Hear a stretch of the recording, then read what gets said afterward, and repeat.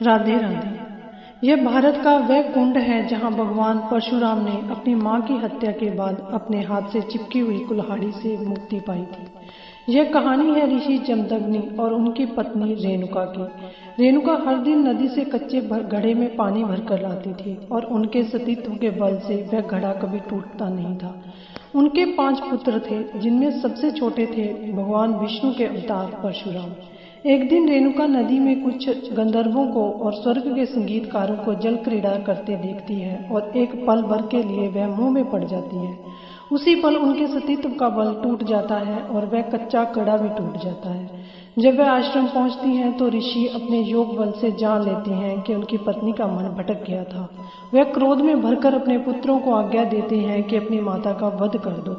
चारों बड़े भाई उससे इनकार कर देते हैं और क्रोधित होकर पिता उन्हें पत्थर बन जाने का श्राप दे देते हैं। इसके बाद परशुराम पिता की आज्ञा को अपना धर्म समझकर अपनी कुल्हाड़ी से अपनी मां का सर धड़ से अलग कर देते हैं।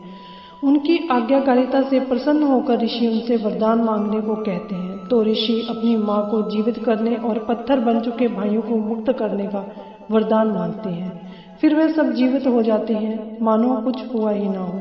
कहानी यहीं खत्म नहीं होती। मात्र हत्या के पाप से वह कुल्हाड़ी एक दाग की तरह उनके हाथ से चिपक जाती है और वह हाथ से अलग नहीं होती।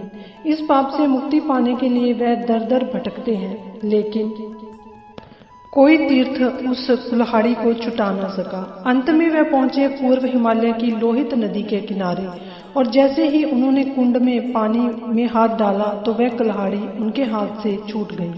यह स्थान आज भी अरुणाचल प्रदेश के परशुराम कुंड नाम से जाना जाता है। आज भी मकर संक्रांति को हजारों श्रद्धालु यहाँ पर इस विश्वास से डुबकी लगाने आते हैं कि यह कुंड उनके सभी पापों को धो डालेगा, जैसे स्वयं भगवान परशुराम को उस कुंड ने पाप मुक्त किया था।